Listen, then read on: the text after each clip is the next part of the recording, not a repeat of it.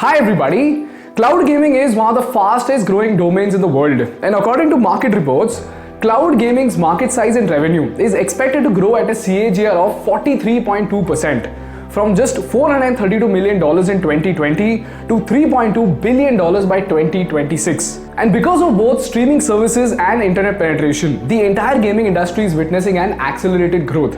In the Indian context, if you surf through Tickletape, we have the Rakesh Jhunjhunwala backed Nazara Technologies. And according to Tickletape analysis, in the past 5 years, while the industry average revenue has grown by a yearly rate of minus 1.03%, Nazara's revenue has grown at a yearly rate of 16.43%. And the market share of the company has grown from just 20.49% to 46.19%. In the global arena, Amazon, Microsoft and Google have already started preparing for a business war to capitalize another billion-dollar industry on the rise.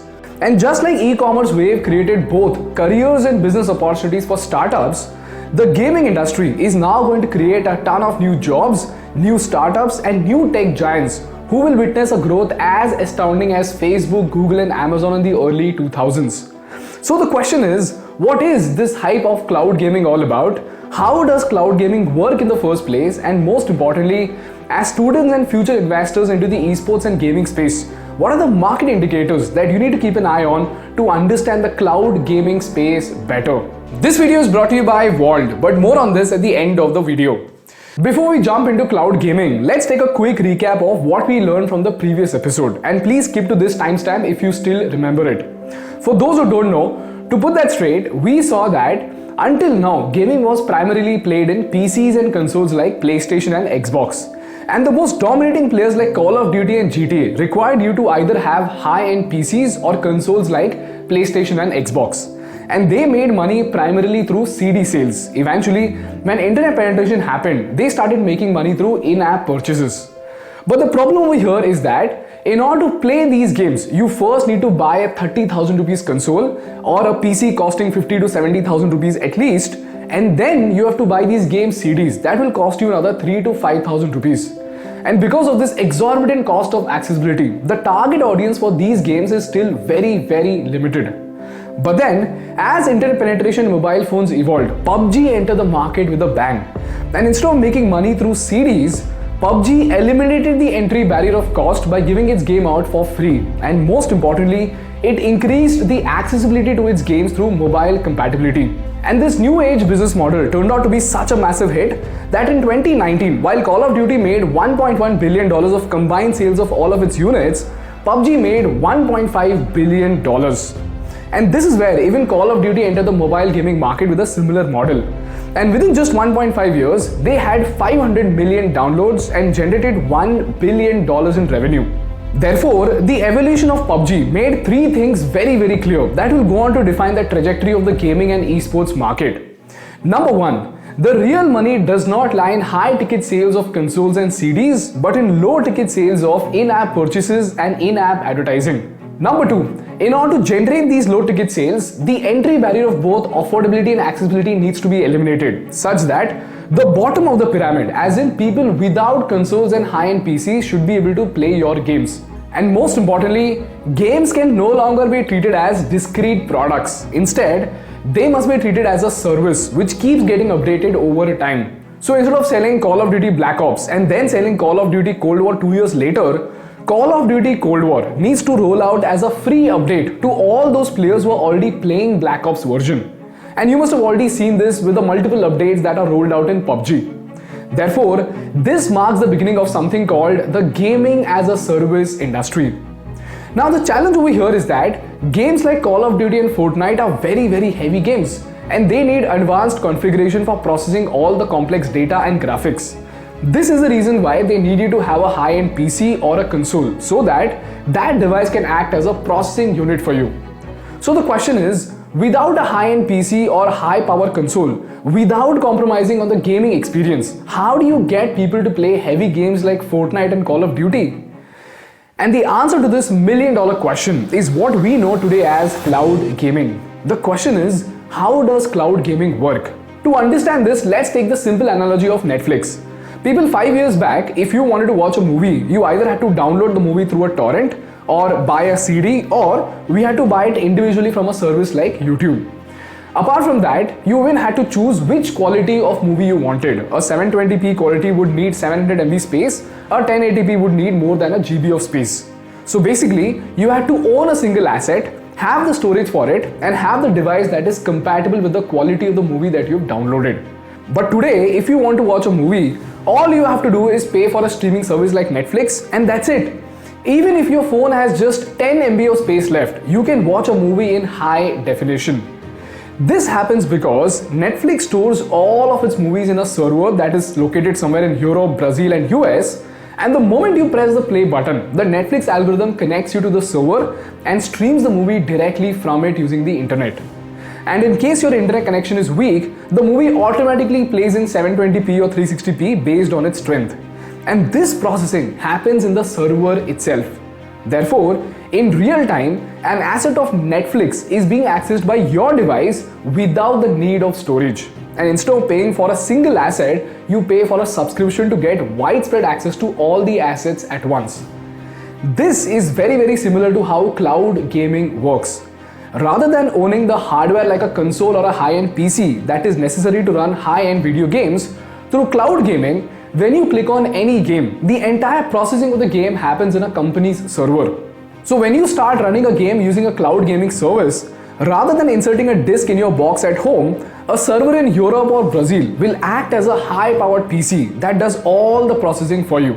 And every time you press a button to shoot in a game like PUBG, the input gets recorded, reaches the server gives the output as the character shooting at someone, and then this translates into video form, and then you see your character shoot the enemy on screen. So basically, your device merely acts as a display for the outputs coming from the server.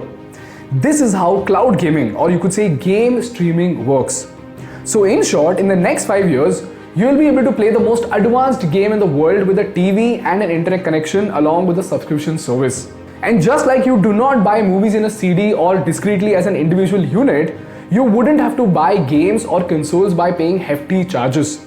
And all of those games will be available at a modest subscription fees through a cloud gaming service. This is where we've got Google Stadia, Microsoft Xbox Game Pass, and Nvidia GeForce Now. And just like you can watch thousands of movies in Netflix without downloading, you can play thousands of games if you buy the Nvidia GeForce Now subscription. If this is very clear to you, let's have a look at the most important stakeholders of the cloud gaming ecosystem. The first set of stakeholders are obviously the game publishers and developers who produce the game. This includes Epic Games, PUBG Corporation, and EA Sports, or even Rockstar Games. The second type of stakeholders are the access ecosystem, which now includes consoles, PCs, TV, and mobile. Here's where we've got companies like PlayStation and Xbox for console, Dell and HP for PCs, Sony and Samsung for TVs, and then we've got Android and Apple for mobile. Then we've got CPU and GPU entities, which includes Intel, Nvidia, and AMD that currently help you process these games seamlessly in your devices.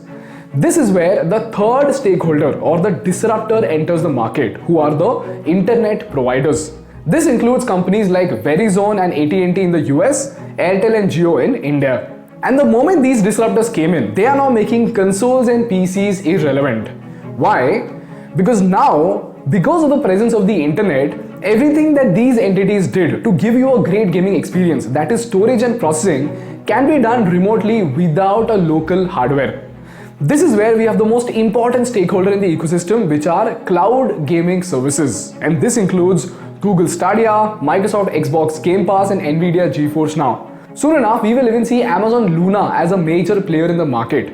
These services are just like Netflix for games that will enable you to play games without storage and without processing requirements. And then we have another very important stakeholder, who are streaming services like YouTube Gaming, Facebook Gaming, and Twitch that enable gamers to present their skills in front of a large audience, eventually turning them into fans or viewers of esports. And then we have the sixth stakeholder, who's kind of temporary as of now, which are nothing but on-demand services. Since we cannot eliminate consoles directly, we have gaming on-demand services like PS Now that enable people with a console to play high-end games with a subscription fee without actually paying for games individually. And lastly, we have the cloud provider to cloud gaming services like Amazon Web Services, Google, and Microsoft Azure. This is how the ecosystem of cloud gaming is evolving. And this brings me to the most important part of the episode, and that is, with all this development that is happening, how is it going to shape the gaming and esports industry? And more importantly, what are the study materials to help you dig deeper? Number one, just like we now have multiple subscriptions like Netflix, Prime, and Hotstar, we will soon have evolved cloud gaming services like Stadia, GeForce Now, and Luna, which will give us a widespread access to all our favorite games. Number two, because of this paradigm shift, three types of players will emerge. As we saw with the movies, since Netflix was just a mediator, it had to depend on super hit products like Friends, Office, and the Marvel series to make its subscription worth it. So while smaller production houses still depend on Netflix, the bigger players like Disney went on to launch their own app as a direct competition to Netflix. And just like that, we will see smaller game production houses depend on Stadia and GeForce Now, while bigger players like Ubisoft and Epic Games might launch a standalone app to feature their own apps and to maximize their revenue. Eventually, just like Netflix ended up producing its own content to retain customers, we might even see giants like Google and Microsoft launch their own games that could be a revolution in gaming. Thirdly, because of esports, when leagues pick up assets like Fortnite and Dota, they will skyrocket the popularity of these games, eventually turning them into big guns, which will again lead to a war between the cloud gaming services. Therefore, esports is going to play a vital role in defining the strong contenders in the gaming industry. And lastly, like we saw, business models are transitioning, and soon enough, consoles and CDs might become obsolete. Now, let's quickly have a look at the study materials and the industry trends that might help you a lot. Number one, in terms of technical jobs, cloud computing is literally the next big thing. So if you're a computer science enthusiast, do look into this domain, because if this turns out to be your forte, you will benefit immensely because you'll be getting great packages during your placements in colleges. Meanwhile, for creative jobs, influencer marketing for gamers is already on the rise, and with the rise of esports, it's only going to get better. Number two, for study materials, I am attaching an EY report to help you understand the cloud gaming space better. And more importantly, did you notice that Apple is nowhere in this cloud gaming service race? The question is, why is that? How is it possible that Apple is not capitalizing on a gold rush in spite of being so powerful? For this, I am attaching a TechCrunch article that will help you understand the same. So read about it and let me know what you think. That's all from my side for today, guys. If you learned something valuable, please make sure to hit the like button in order to make YouTube Baba happy. And for more such insightful business and political case studies, please subscribe to our channel. Thank you so much for watching. I will see you in the next one. Bye bye.